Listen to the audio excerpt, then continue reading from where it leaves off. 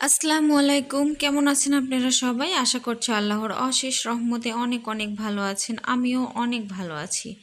আজকে আমি তৈরি করে দেখাবো পটল দিয়ে পাঙ্গাস মাছ রেসিপি। এই রান্নাটা কিন্তু অনেক অনেক মজা লাগে।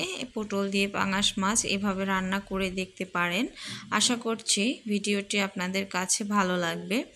আর যদি ভিডিওটি ভালো লাগে প্লিজ একটা লাইক করে দিন আর সাবস্ক্রাইব করে আমার পাশে থাকবেন। পাশে থাকা বেল বাটনটা প্রেস করে দিন, নতুন নতুন ভিডিও ছাড়ার সঙ্গে সঙ্গে নোটিফিকেশন পৌঁছে যাবে আপনাদের কাছে।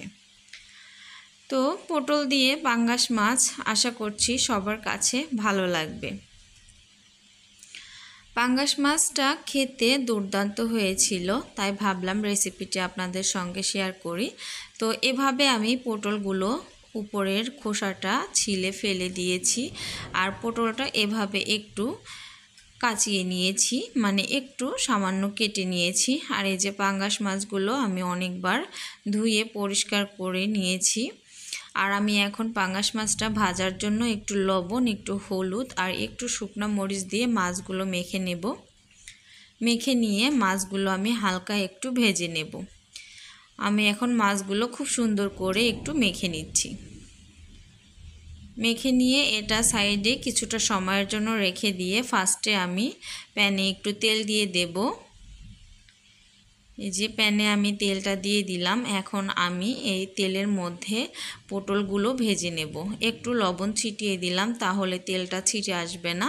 এই যে পটলগুলো আমি দিয়ে দিচ্ছি। পটলটা ভেজে রান্না করলে খেতে বেশ ভালো লাগে। এই যে পটলগুলো আমি খুব সুন্দর করে একটু হালকা ভেজে নেব। হালকা একটু ভেজে নিলে এই পটলগুলো খেতে যে কি মজা লাগে, যারা এভাবে রান্না করেন তারা তো অবশ্যই বুঝতে পারবেন। পটলগুলো হালকা একটু ভেজে নিয়ে মাছ রান্না করলে মাছের টেস্টটাই কিন্তু অন্যরকম হয়ে যায় আর খেতেও ভীষণ ভালো লাগে। তো আমি এভাবে হালকা একটু ভেজে নেব। এই যে আমার পটলগুলো কিন্তু উল্টে পাল্টে সুন্দর করে ভেজে নেওয়া হয়ে গিয়েছে। এখন আমি উঠিয়ে নিচ্ছি। উঠিয়ে নিয়ে এই সেম তেলের মধ্যেই আমি মাছগুলো একটু ভেজে নেব। মাছগুলো কিন্তু আমি খুব কড়া করে ভাজবো না, কারণ কড়া করে ভাজলে মাছ খেতে ভালো লাগে না। আমি মাছগুলো একটু হালকা করে দুই পাশে একটু ভেজে নেব। মাছগুলো আমি খুব সুন্দর করে একটু উল্টে পাল্টে দুই পাশে হালকা করে ভেজে উঠিয়ে নেব। এই যে এক পাশটা হয়ে গিয়েছে, আমি উল্টিয়ে দিচ্ছি। মাছগুলো সবসময় একটু হালকা করে ভেজে নেওয়ার চেষ্টা করবেন যদি ভেজে রান্না করতে চান, কারণ আমার মনে হয় মাছগুলো যদি কড়া করে ভাজি করা যায় তাহলে কিন্তু সেই মাছটা খেতে ভালো লাগে না, একটু শক্ত হয়ে যায়। আর এরকম একটু হালকা ভেজে নিলে মাছগুলো খেতে ভালো লাগে, নরম নরম থাকে। তো আমার মাছগুলো কিন্তু ভাজা, দেখেন আমি দেখিয়ে দিচ্ছি, ভাজাটা কিন্তু প্রায় হয়ে গিয়েছে। এখন আমি একে একে উঠিয়ে নেব। আর মাছ ভাজার সময় একটু সাবধানতা অবলম্বন করবেন, কারণ এই তেলের মাছগুলো একটু ফোটে, দেখা যায় যে গরম তেল গায়ে ছিটে আসলে ফোসা পড়ে যেতে পারে। একটু সাবধানতার সঙ্গে মাছগুলো ভেজে নেবেন। এখন আমি সেই সেম তেলেই পেঁয়াজ দিয়ে দিলাম।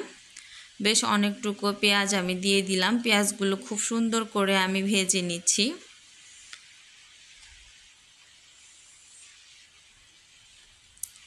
পেঁয়াজগুলো আমি একটু লালচে কালার করে ভেজে নেব।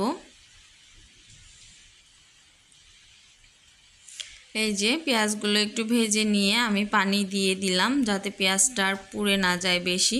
আমি এখন 1 চা চামচ পরিমাণ আমি হলুদ গুঁড়া দিয়ে দিয়েছি। দেখে নিচ্ছি কালারটা ঠিক আসছে কি না। তো আমার মনে হচ্ছিল আরও একটু লাগবে, তো আমি আরও হাফ চামচ হলুদ গুঁড়া দিয়ে দিলাম। আমি মোট 1.5 চা চামচ হলুদ গুঁড়া দিয়েছি, 2 চা চামচ শুকনো মরিচ গুঁড়া দিয়েছি, আমি 1.5 চা চামচ ধনিয়া গুঁড়া দিয়ে দিলাম। এখন আমি জিরা গুঁড়া দিয়ে দিচ্ছি 1.5 চা চামচ। এখন লবণ দিয়ে দিচ্ছি স্বাদ মতো, তবে আমি এখানে 1.5 চা চামচ লবণ ব্যবহার করছি, লাগলে পরে আমি অ্যাড করে দেব। এখন দিয়ে দিচ্ছি 1 চা চামচ আদা বাটা, 1 চা চামচ রসুন বাটা, দিয়ে এখন মশলাটা খুব সুন্দর করে কষিয়ে নেব। আর পেঁয়াজ বাটাটাও দিয়ে দিচ্ছি। এখানে আমি 1 টেবিল চামচের মতো পেঁয়াজ বাটা ব্যবহার করলাম। যেহেতু আমি পেঁয়াজ কুচোনোটাও অনেকটা ব্যবহার করেছি, এজন্য পেঁয়াজ বাটাটা একটু কমই দিলাম। তো এখন এই সমস্ত উপকরণ খুব সুন্দর করে আমি কষিয়ে নেব। এই মশলাটা যত ভালোভাবে কষাবেন আপনার মাছের টেস্টটা কিন্তু ততই ভালো আসবে। আর মশলাটা আমরা যদি একটুখানি কষিয়ে মাছটা রান্না করে নিই তাহলে কিন্তু খুব বেশি একটা ভালো টেস্ট আসবে না। এই মশলাটা খুব সুন্দর করে কষিয়ে নিতে হবে, তাহলে মাছ রান্নার টেস্টটা কিন্তু অনেক ভালো আসে। এই যে সুন্দর করে কষিয়ে নিয়ে আমি একটু পানি দিয়ে দিলাম। এখন আমি মাছ আর পটলগুলো দিয়ে দেব। মশলা কষানোর সময় যখন দেখবেন যে উপরে তেল ভেসে উঠেছে, সে সময় বুঝতে হবে যে মশলাটা পারফেক্টভাবে কষানো হয়েছে। সে পর্যায়ে একটু পানি দিয়ে আপনারা যে জিনিসটা রান্না করবেন সেটা দিয়ে দিবেন, না হলে মশলাটা পুড়ে যেতে পারে। এই যে আমি মাছ আর পটলগুলো দিয়ে একটু ঝাঁকিয়ে নিচ্ছি। আমি খুব সুন্দর করে একটু কষিয়ে নিব এটাকে। একটু ঢাকা দিয়ে এটাকে আমি কষিয়ে নিচ্ছি। এই যে আমার কষানো কিন্তু প্রায় হয়ে গিয়েছে, আমি আবারও একটু ঝাঁকিয়ে দিচ্ছি। উপর দিয়ে দেখেন তেল ভেসে উঠেছে, মানে কষানোটা পারফেক্টভাবে ডান হয়েছে। এখন আমি আবার একটু পানি দিয়ে দেব। দিয়ে আমি আবারও খুব সুন্দর করে এটা রান্না করে নেব ঢেকে ঢেকে।